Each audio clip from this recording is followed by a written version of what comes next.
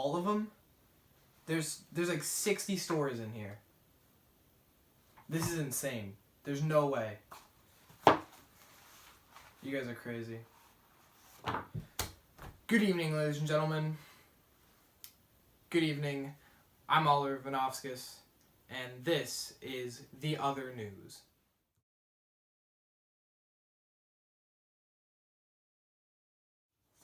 First off, a disclaimer. We are not sponsored by Coke. Fresh. And we are not sponsored by Party Peanuts either. Unfortunate. Let's get on with this. And in recent news, Brett Kavanaugh has been interviewed for the third time in hopes of earning the open seat for the Supreme Court. And in other news, earlier this week on Sunday, a man broke into a hair salon and the flat above in Didcot, Oxfordshire, England.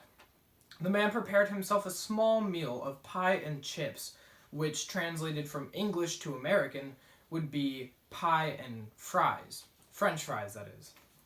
A woman returned to the salon to find him looking through the cupboards, probably looking for some hair product or a comb. He fled the scene with a full stomach and some small change. Both the man and the flavor of the pie are still at large. If you have any information on the flavor of the pie, please call the Thames Valley Police Department at 101. If you are deaf or hard of hearing, please dial the number 1-8001-101. A new epidemic has sprung up in Ontario, Canada, and one you wouldn't think of. Brad Bogle, a sunflower farmer, witnessed the closest thing to a zombie apocalypse, he told the Globe and Mail newspaper.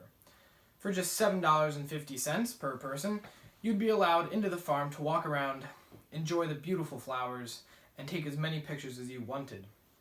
Now, we all know that the sunflower is a foolproof way to earn hundreds of likes on Instagram, but the Bogle family didn't realize that thousands of people would show up.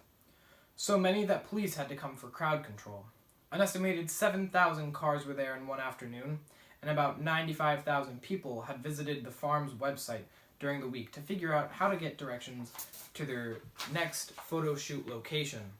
After what seemed to be all of Canada showing up on the farm's front doorstep, the farm closed its doors to all photographers.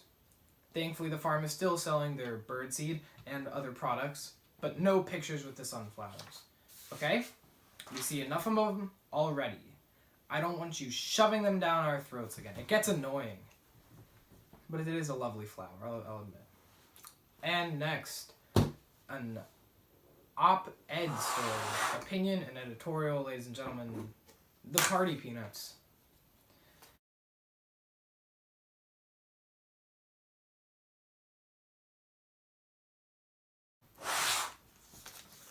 This op-ed article smells like peanuts and is written by there's no name on here. Let's just get to it. There were 11,000 or more votes for Harambe this past election. A meme taken too far? Perhaps. But I think these numbers represent what makes America great. No pun intended. This is 1, a bunch of people freely exercising their First Amendment right to the max. And 2, taking part in democracy, saying, we the people choose who is elected. Not our government or leaders in political parties, but we do. Faced between 2 options that were unfavorable, these people had the guts to say no. I'll vote for who I want to be president. And that was Harambe.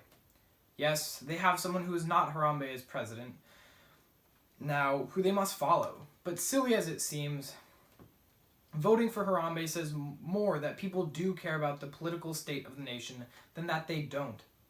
This election was a joke, so they responded appropriately with a joke of their own. Thank you very much. That was that, and yeah, no more of that.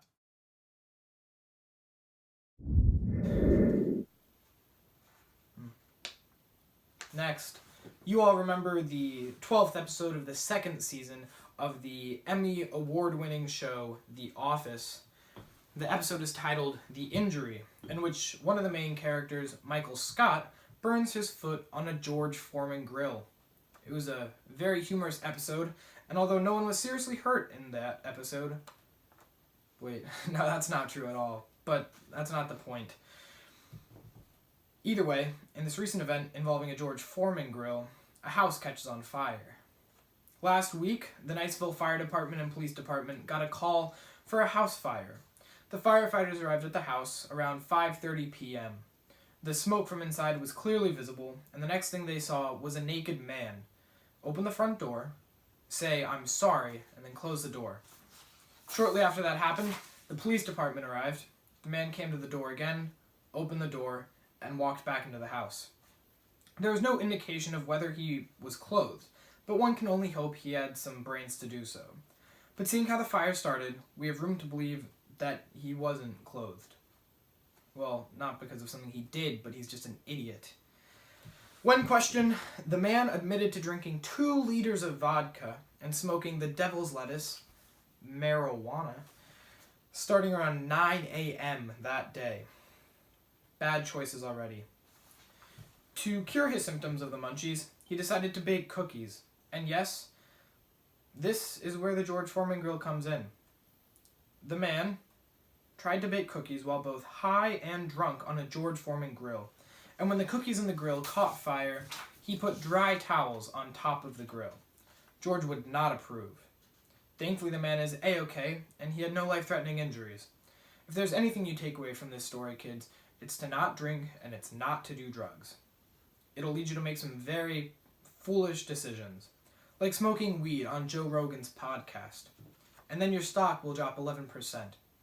And now your stock has lost more than 20% of its value since August 7th. And also your top executives are resigning. And all you want to do is change the world. But everyone's betting against you. But you gotta push through it. Fight through the crowds, Elon Musk. Don't fall. Make a gosh dang difference in this godforsaken world that we live in. 4 for you, Glenn Coco. You go, Glenn Coco. Well, I guess 4 for Elon Musk, really. He's the one who earns it. More like 420. Many references to both drugs and stock prices. But that's a story for next time. Ladies and gentlemen, I'm Oliver Vanovskis, and this has been The Other News. Good night.